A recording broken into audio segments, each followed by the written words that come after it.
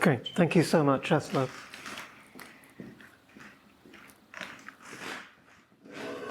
So I want to begin the talk by standing back and going back to our everyday conception of physical reality, which is really our reference point for understanding quantum theory. So if we go back to our everyday conception of the physical world, we think that the world around us in the everyday way of thinking contains or consists of physical objects. And one of the things that we mean when we talk about a physical object is that they are persistent. They persist over time. They don't exist merely at a moment of time, but they exist over a continuous stretch of time. Obviously for a finite time, but nonetheless they persist over some period of time. And we ascribe properties to these objects. Most basically, we say where they are, what shape they have, what color they have, and so on. And our basic mental model, if you want to say, is that the sensations we experience, the stream of sensations, largely is due to the impressions or the appearances of objects. So what we're experiencing moment by moment is almost like a moment through the life history of the objects around us. And then finally, these objects are reidentifiable by us, typically. So, for example, for the people in this room, where we all look different enough that we can re-identify each other when we see each other next, just by memory, because we're all so distinct. But sometimes this re-identification breaks down. So, for example, if you're with Alice and Carol, who are identical twins, dressed in the identical way, and you go out with them, and you get separated from them at some point, when you meet with them again, you say, well, one of you is Carol, one of you is Alice, but I don't know which. That belief that one of them is Carol or one of them is Alice, but I don't know which, is an expression of the belief of persistence, that each of these are persistent entities. But on the other hand, your inability to say which one, based on what you know, is a failure of re-identifiability. So these two concepts, persistence and re-identifiability, are very different. Persistence is about the underlying belief about how you think the world of objects is structured in some very basic way. Re-identifiability or re-identification is as it were, it's to do with an agent's ability, an individual's ability based on what they know to actually say, this object I'm seeing now is that particular one that I saw earlier. Now, these everyday ideas are carried over into classical mechanics in a more abstract form. So there we have the atomistic idea that everything is made up of point particles in the limiting case. And there what we're doing is picking out space as the uniquely important degree of freedom or property of physical objects. And likewise, we say that these particles persist over time, but we typically say that in classical mechanics they are eternals. They exist indefinitely now. And the classical framework makes a very sharp distinction between static properties like mass and charge and dynamic properties like position and velocity. And a very important idea, of course, is that then you can make measurements of position. That's the degree of freedom that we actually have access to. We can measure position and indirectly, therefore, measure mass and charge and other parameters like that, intrinsic parameters. And we can do so without causing disturbance. So this is the basic picture. Now, because of this abstraction that we've created, it means that we've limited ourselves in our capability for re-identification. So the most basic thing, of course, is that we can track a particle over time. We can see a series of flashes, and we say, well, these are all due to the same particle. That's the most basic way we have of re-identifying something. And that relies on two ideas, two theoretical assumptions. One is that particles move continuously. They don't just jump over arbitrary distances. And that our measurements, as I've already said, don't disturb the actual particles that we're making measurements of. And I've already mentioned this, but I'll just mention it again because it's so important and it comes up later, is that because of this level of abstraction, where we've taken position and made that primary, that is the means by which we measure the static properties of particles like mass and charge. That is our vehicle for doing that. So now what about two particles? Well, let's say that we've measured the intrinsic properties of these things by tracking them and looking at the shapes of these trajectories under different situations. So we've measured the mass and charge. And now we want them to interact in some way, in some arena of interaction. And then later on, we want to say, well, which one is which? Well, we can re-identify without any difficulty simply by measuring the intrinsic properties at the end. And we can say, well, this one is the same as this one, right? So this is a very simple case that corresponds with more like everyday experience.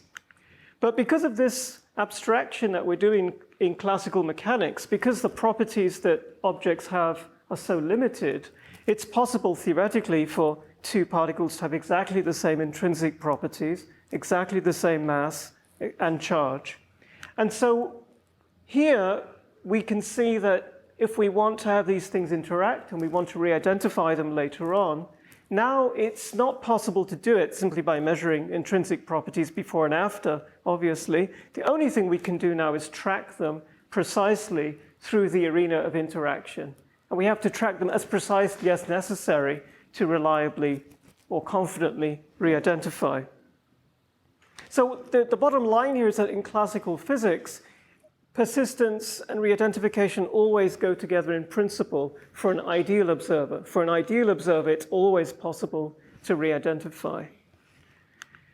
Now, when we come to, obviously, quantum theory, everything changes. It's hugely challenging to our way of thinking, classical way of thinking. So I'm focusing now specifically on the implication of identical quantum particles and the rules we use to describe those in quantum theory.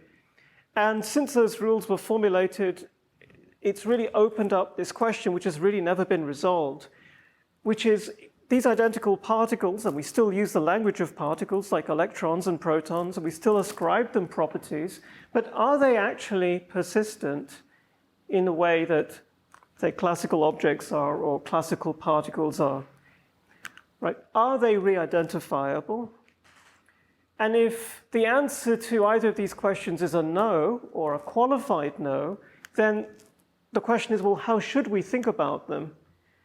Like, how should we conceptualize them in a precise way? Of course, we can always say, look, we have the mathematical recipe, the symmetrization postulate, and so on. We know how to apply this to physical systems of interest and get predictions, and that's all very well. But we would like also to get a more conceptual understanding of it so we can put it alongside our classical way of thinking.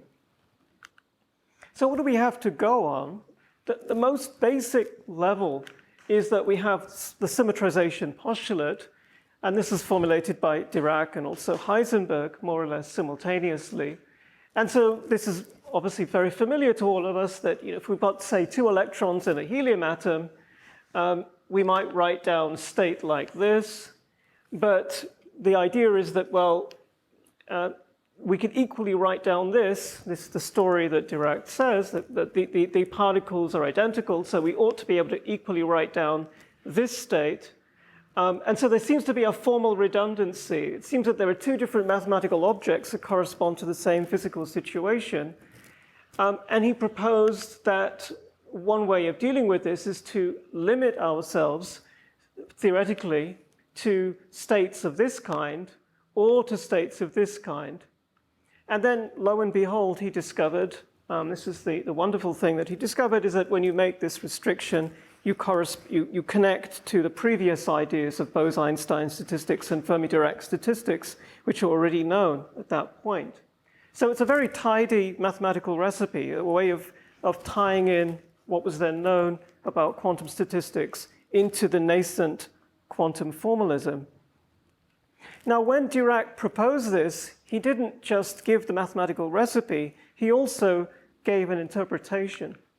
And so he said that if you have a system of a number of particles of the same kind, what I'm calling identical particles, then they are absolutely indistinguishable from each other. And this idea that identical particles are absolutely indistinguishable is almost universal in the physics literature. I mean, it's in most textbooks that I've seen on quantum theory at any level. It's in the philosophy of physics literature as well. It's a very widespread idea. But my contention is that if you really think about this carefully, it really doesn't make any sense, or that we have a great deal of reason to doubt whether this makes sense. So I'll give you two reasons why.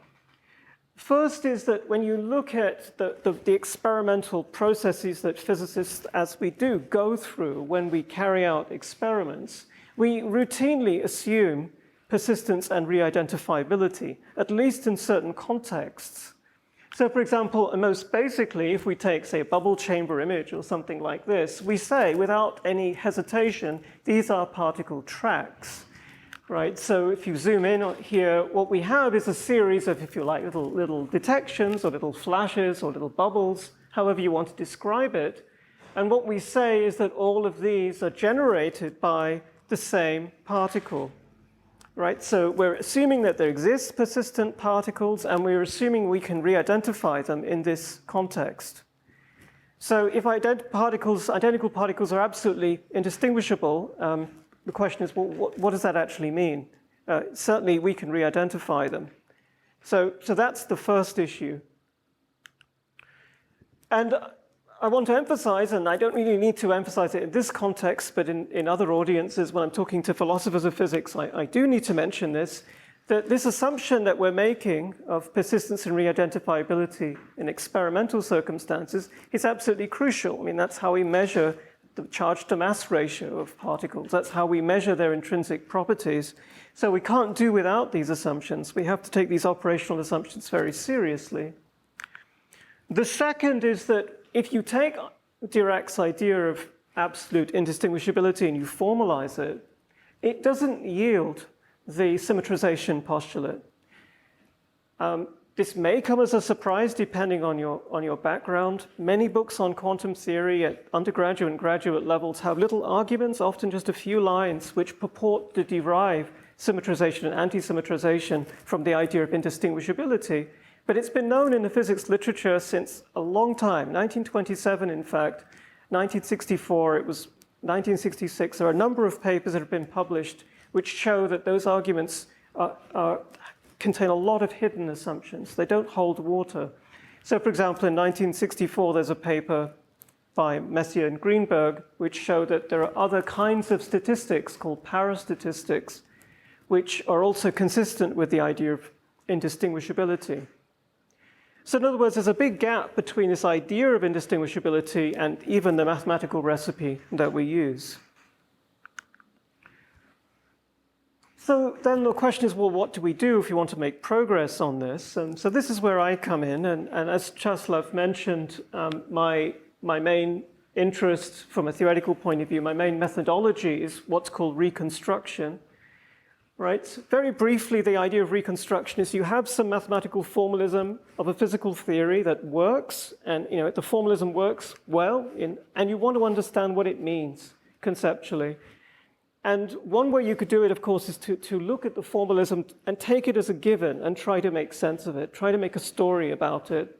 And this is what a lot of quantum interpretation of quantum theories has done in the past. But there's a lot of disadvantages to that. And one alternative path is that you, instead of starting with that formalism, you treat that formalism almost like data, almost as experimental data, and you instead formulate a set of new physical principles which are more understandable, and within an operational framework where you make clear what your basic experimental operations are, you derive that formalism. And then once you've done that, right, the next step is you interpret the framework and the assumptions that you've made. Right? And hopefully that'll be much easier to do than to interpret the formalism. And in the case of quantum theory, this is particularly important because so much of the formalism was obtained in a pretty ad hoc way. A lot of mathematical guesses were made. A lot of the formalism was chosen because it works, it fits with experiment. And so there are many choices that were made at the very early stage, and the physical meaning of that is obscure, and it's remained obscure. And so as one of the benefits, just one of the many benefits, is that this approach of a two-step approach where we reconstruct and then interpret, one of the great benefits is it reduces the projection of implicit assumptions, right? So when looking at the symmetrization postulate, for example, it's so natural for us to look at x1 and think that's the location of particle 1. x2 is the location of particle 2. But as I will show you later, when I do the reconstruction and interpretation, I come up with a completely different interpretation of x1 and x2. And it's not something that would ever occur to you, I think, if you hadn't gone through a reconstructive process. So one is unconsciously projecting ideas which are very natural from everyday experience and from classical mechanics. So, well, what are we going to take from quantum mechanics? Well, I'm going to think of quantum mechanics in a rather practical, operational way, that we have a primitive notion of a physical system which persists from beginning to end. We can make measurements on it, which are physical processes that yield observable outcomes. And then we can interact with the system through our apparatus. So we can think in these very basic terms. And obviously, the critical difference between classical and quantum mechanics in this basic picture here is that measurement is an active process. So at the mathematical level, the quantum state is changed in general through the act of performing a measurement. And one of the direct consequences of that from the point of view of experimental design, like when you design your experiment, is that interactions and measurements have to be kept apart. So in the classical way of thinking, you could have an interaction, let's say between a charged particle and a magnetic field, but you could also be observing as frequently as you like. There's no problem in that. There's no incompatibility. But if you're doing a quantum experiment, you can't observe intently at the same time as the interaction is happening, because then it becomes a different experiment. You've changed the experiment. So this is a rather crucial idea. So to give you a concrete example, here if we have a simple electron diffraction experiment, now we're just talking about single particles. So you have electrons produced here, accelerated here, deflected, and hit the screen. Then what we would ordinarily say is, well, that flash there was generated by an electron that was produced there. That's the language we use. That's the common sense language. But in fact, we do not track the particle like minutely through space. The idea that our confidence in saying that that flash was generated by an electron produced there is an indirect inference that relies on, for example, being able to manipulate where that flash is by changing the coil settings or changing the temperature of the cathode. Okay, so these are indirect inferences. So now let's talk about two particles, and then we can talk about identical particles. So now we've got two particles, let's say an electron and a muon, to be specific. We've measured their intrinsic properties, let's say through bubble chamber, and we allow them to interact. And if we want to re-identify them, it's just like in the classical mechanical case. There's no problem. We can re-identify them without tracking. But now, let's say these are two electrons and they collide, and we want to re-identify. Now it's not possible to track anymore, because if we do try to track minutely, we have changed the experiments. And this is now a constraint coming in because quantum measurement is an active process. So to summarize then, the key point is that because of identicality, in other words, because of the possibility of the existence of identical particles, plus that measurements are active processes, we cannot re-identify identical particles during interactions. We can't do that. Now, the crucial question for us, and this is the point on which everything turns, is that if we can't re-identify, at least sometimes, why do we still believe that the electrons are actually persistent all the time, even when they're interacting? It's an extremely natural assumption. You say, well, beforehand, they have tracks, they're persistent. Afterwards, they have tracks and they're persistent. So even though I can't re-identify them while they're interacting, isn't it natural to assume that they are persistent in between? That would be the natural assumption. But I'm casting doubt on that. I'm saying, is that actually a reasonable thing to assume? We're going strictly beyond what we can observe if we do that. So then, if we wanted to proceed without making that assumption, how could we go? Well, what we can do is we can fall back to the basic data of experience. So the data, like we saw in the bubble chamber, is a series of flashes or bubbles or something like this. So basic detections. So here, just imagine that we have a system that generates these two flashes at each time. So this is time t1, this is time t2. And let's suppose that there is some interaction in between as we would ordinarily understand it. Then our normal way of thinking about this, our normal model, is to say that there are two particles which are persistent. They exist in between.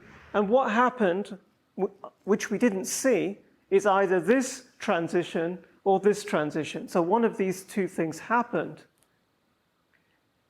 But there's another possibility here, and that possibility is to say there's a single system, a single abstract system now, which generates these two flashes at time t1, at time t2. And that's all there is to say. There's nothing more we can say than that.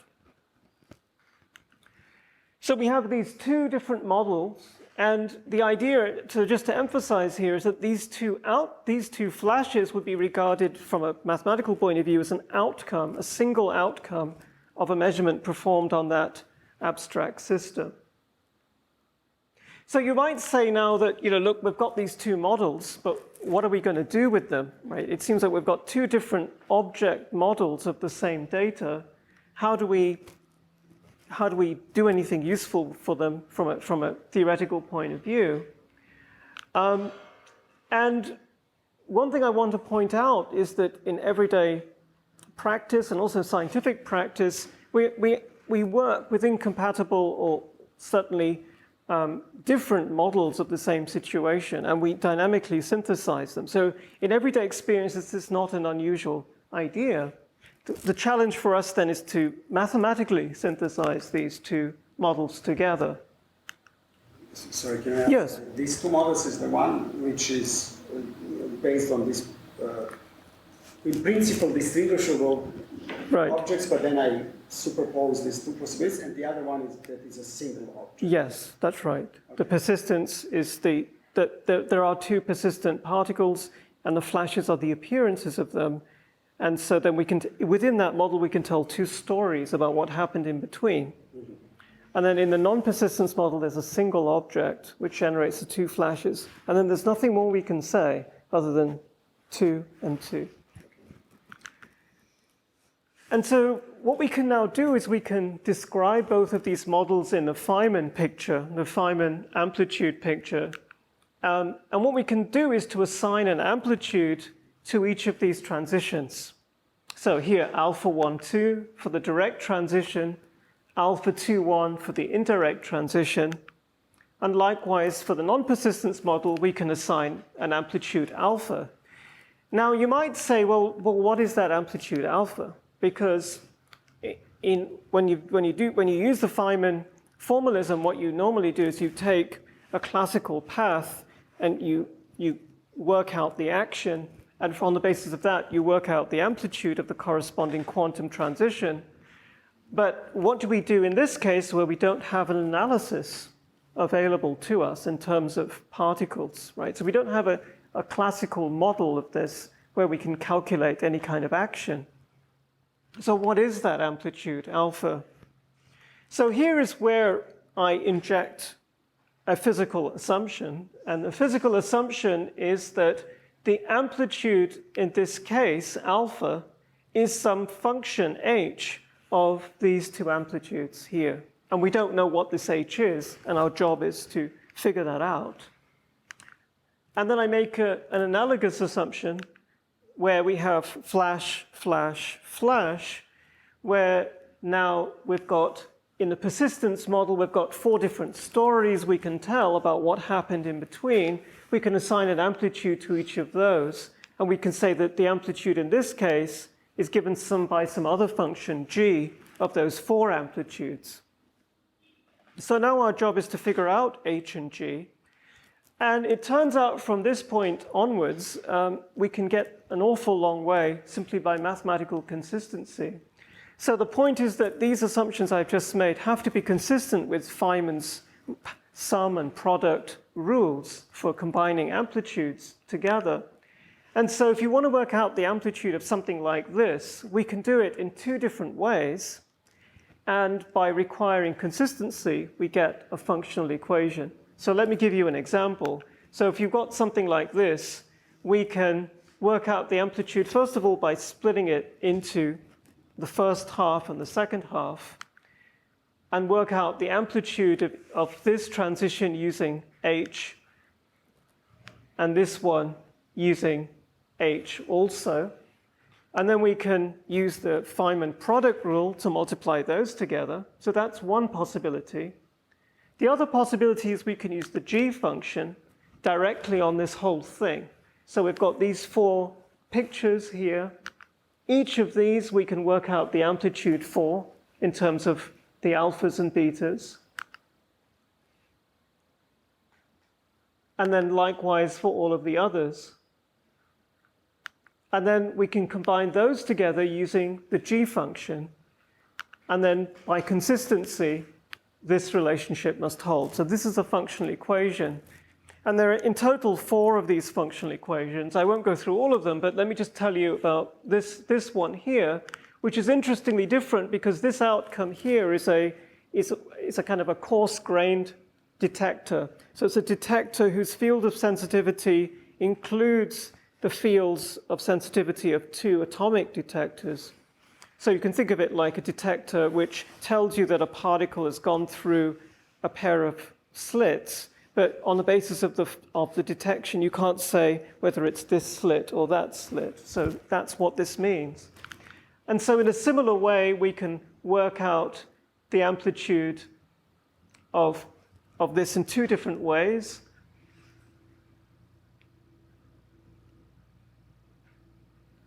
So we've seen this one before. So this is the product of the h functions.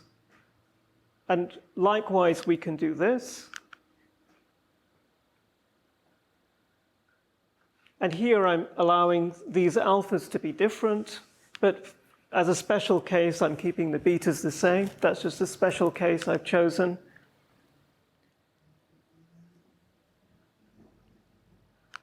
And now we use the Feynman sum rule, right, to combine those together because they're parallel processes.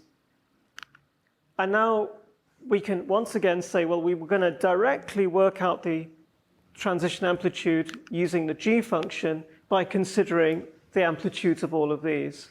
And it's a similar process where you work out the amplitudes of each of these using the Feynman rules and then combine them all together. So it's a bit more complicated, but the idea is exactly the same. We can work out the amplitude in 2 different ways. And there is another functional equation I want to mention which contains a new idea, which is very important. So it's a very simple idea, and that is that, look, if I'm doing an experiment here on the Earth with an electron, let's say an electron diffraction experiment, and you happen to be, let's say, on the moon or something like this, and you're doing an experiment with the electron, we can regard those experiments as separate. We should be able to work out transition probabilities without having to worry about each other's experiments. So the idea here is that when we've got these separated experiments, I should be able to work out an amplitude u, you have an amplitude v. We can work out the transition probabilities for our sub-experiments.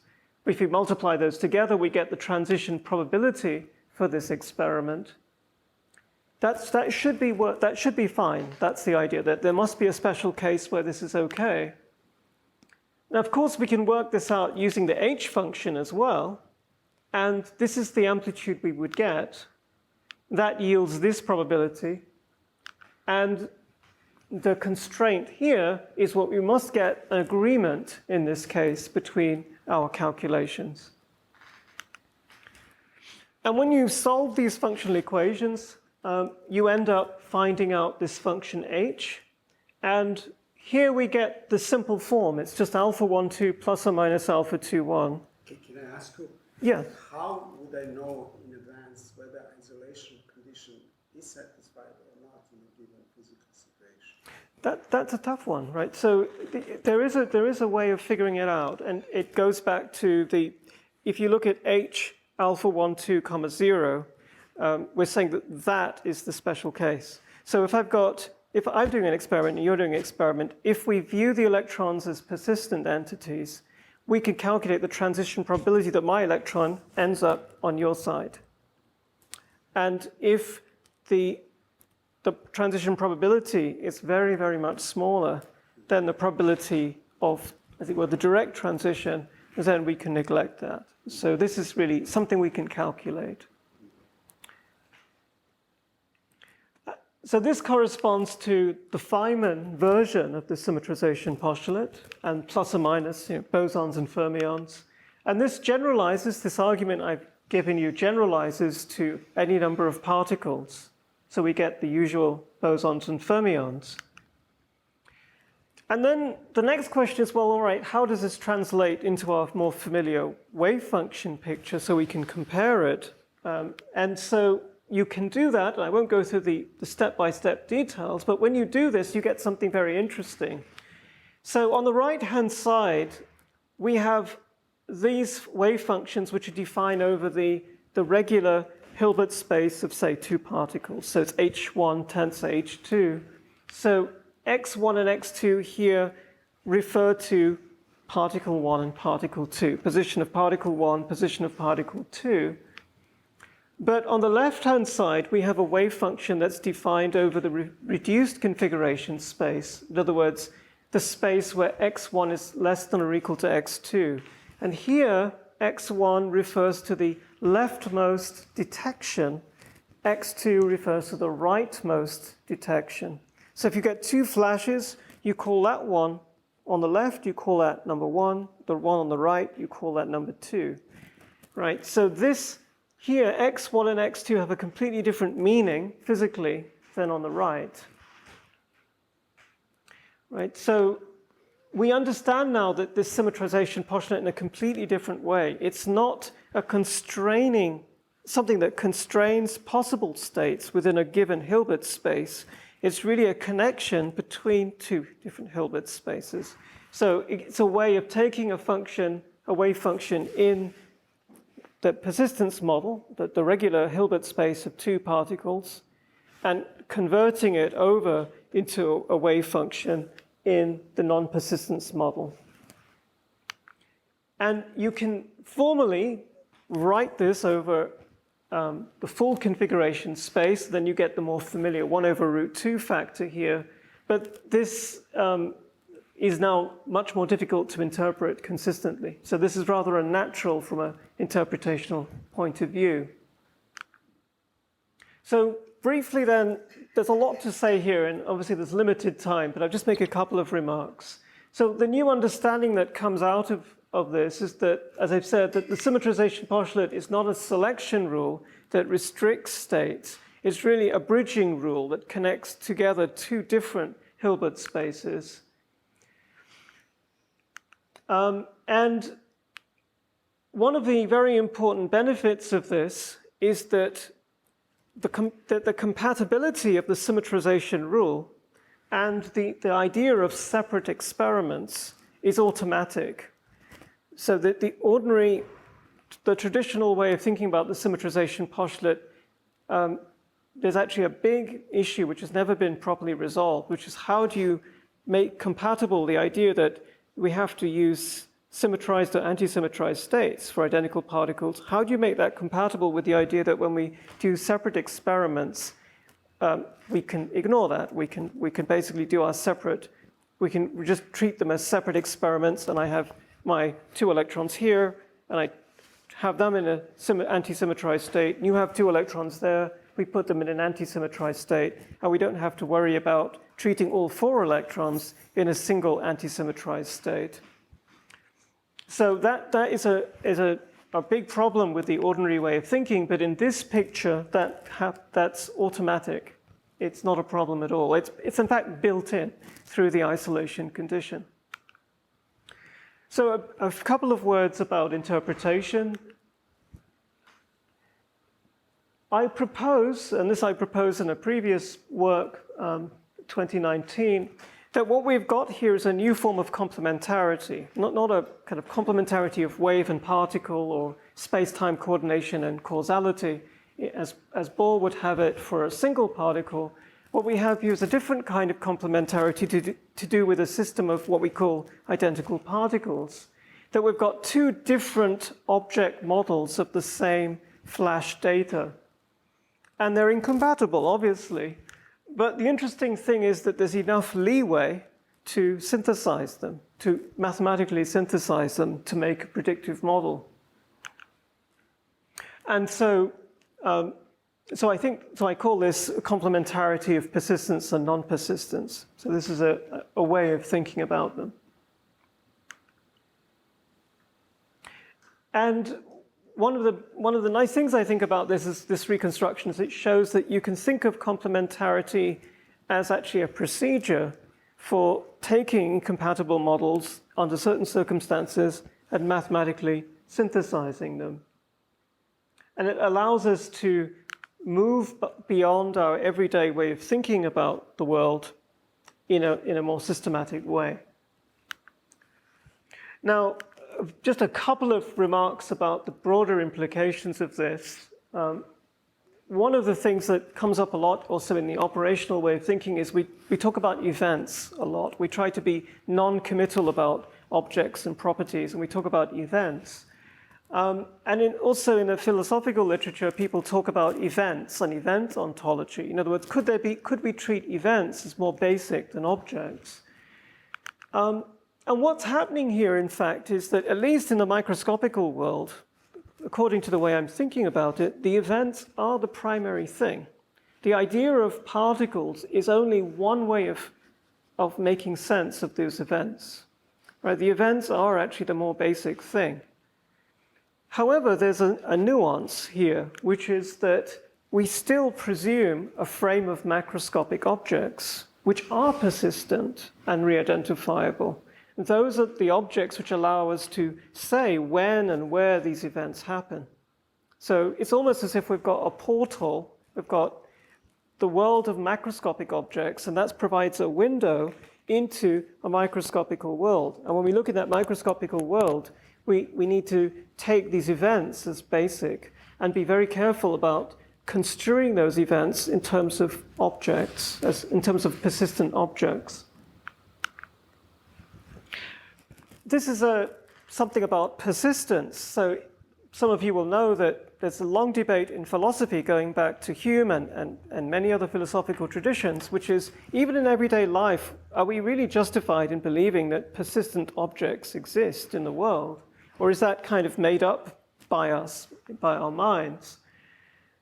And what I'm actually saying here, to frame it in those terms, is that there are circumstances where we have very strong beliefs here in terms of the existence of identical particles and measurements being active, which lead us to realize that sometimes we cannot re-identify in principle. And so the way I phrase that is persistence, the assumption of persistence, loses empirical cover. Right? We're no longer able to empirically access this or to test it directly. And so I'm saying that in those circumstances, we have reason to doubt persistence. So if we look in the history of physics, there is a common pattern here where we have the idea of absolute rest, and we think, well, that's not empirically accessible, so we have relativity. In terms of simultaneity, the idea of an absolute now, we say, well, again, because we believe in the idea of a speed of light, an upper speed limit, we relativize the very idea of simultaneity. And then obviously with absolute rotation, we've got Mach's way of thinking, which leads us to question the very idea of absolute rotation. So what I'm suggesting is that persistence is also one of these assumptions that we have to relativize, this time relativize to a model. The final remark is atomism. Well, what happens to atomism, right? The most basic idea which really underpins classical physics is that, well, look, everything can be understood as composites of elementary entities. What I'm saying with identical particles is that breaks down in the following way, that we really need to use two different models to understand their behavior. The persistence model is really the atomistic picture in essence. It's saying, look, they're independent parts. They independently exist all the time, and everything is due to that. That's how we can think all the time. But the non-persistence model says no. It somehow captures another way of thinking, that there's a wholeness here, and it formalizes that. And when we synthesize them, we get the quantum rules that we know that work. And so in terms of language, what we might say is that something like a helium atom, we say contains 2 electrons. What we can say instead is that the helium atom contains 2 electrons potentially, not actually. So potentially here means that there is a process, complete ionization, that will produce at the end 2 electrons that we can treat as persistent entities. So there is a sense in which the electrons are there in the helium atom, but it's not strictly true either, right? Because to understand the behavior of the electrons in the helium atom, the persistence model by itself is not enough, right? So to reflect that more accurately in language, we could say that the helium atom contains 2 electrons potentially, but not actually. So I'll leave you with some papers. This is a project that's been going on and off for many years. So the reconstruction is in this paper, paper 4. The idea of complementarity is developed in this paper here, paper 3. Paper 2 is about reconstruction in general, like what is this methodology and why is it so important and valuable if we want to understand physical theories. That was written more for a philosophical audience, but it's got a good deal in it. And the first paper is my most recent one, which talks most directly about this idea of reidentification and persistence. Great. Thanks very much for your attention. Thank you very much.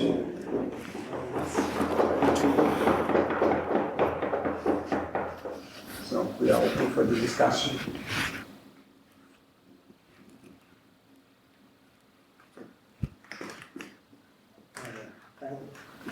I think it's on. Yeah. Okay. So it's better. So thanks for the talk. Very, very nice. One question I have is some people in that are doing quantum field theory, specifically algebraic quantum field theory, local quantum field theory, may think that the way to handle this, I don't know if they would say, but I guess they would say that the way to handle this is to give up the notion of particle as secondary and think in terms of field quantities as primary, and then in certain situations a notion of particle may emerge. I don't know if you could relate it. Would this be compatible with that view or not? Or I don't know if you have a word with this.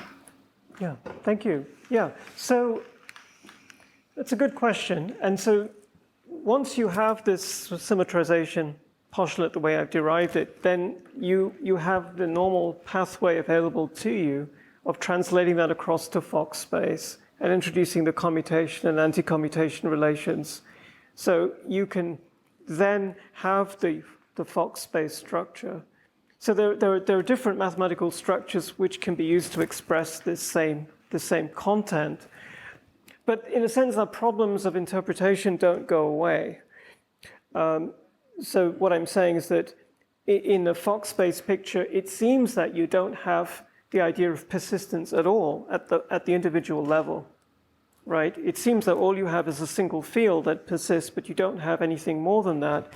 But then the question for us would be, well, how would you justify the commutation and anti-commutation relations if that's where you're starting from? How do you justify the Hamiltonian?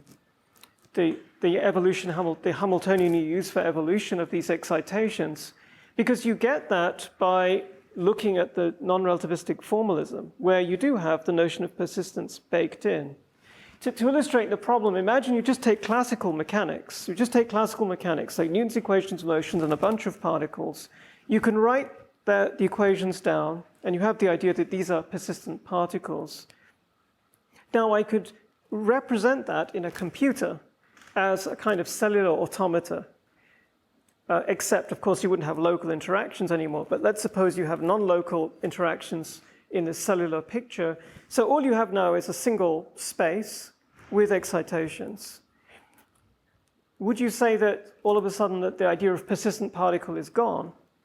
Do you see? The question is that certain formalisms lead us to think in certain ways. The question is, I suppose the question is that just because we can formulate a theory in a different way doesn't solve the interpretational problems. It's still a question for us of figuring out what's at the very bottom.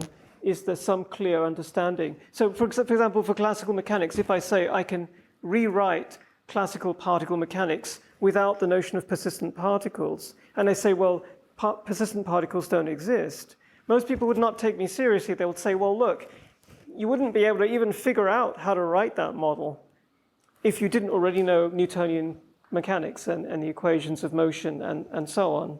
So we don't accept that interpretation. So the same thing with quantum field theory. Just because we can write it down doesn't mean that electrons are just excitations. In other words, we have to be quite careful about that. May I ask you something about the argument of non-persistence? Yeah. I understand that for the indistinguishable particle, there are no intrinsic static properties that would distinguish them, and there is also no way to trace them in the interaction region. Right. But in some weak sense, maybe it's possible to by measuring how many particles you have in the interaction region. Right.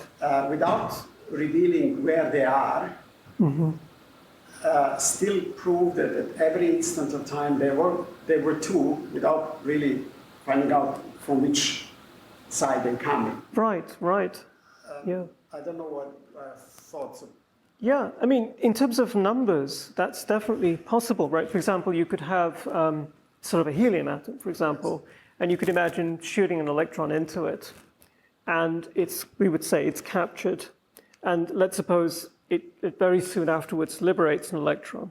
And so you have a helium atom. So before you have an electron in a helium atom, afterwards you have an electron in the helium atom. And so now you can still say that you've got here that those are the subsystems we have. But you wouldn't be able to say that the electron that came in is the one that left, right? So you lose this thread of reidentifiability. Okay, then I have a question about incompatible models. So one model is, I would say, more in a sense with less background, less assumptions. I would say, like you say, there are these two flashes and there are two flashes. Yes. That's all.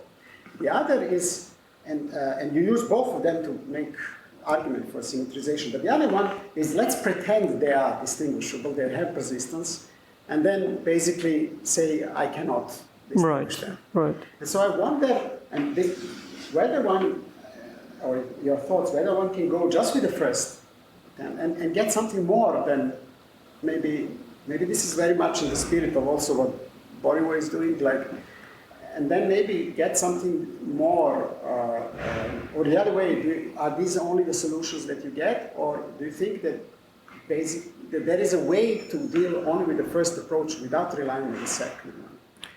That's a great question. I was discussing this indeed with Bori. My sense is that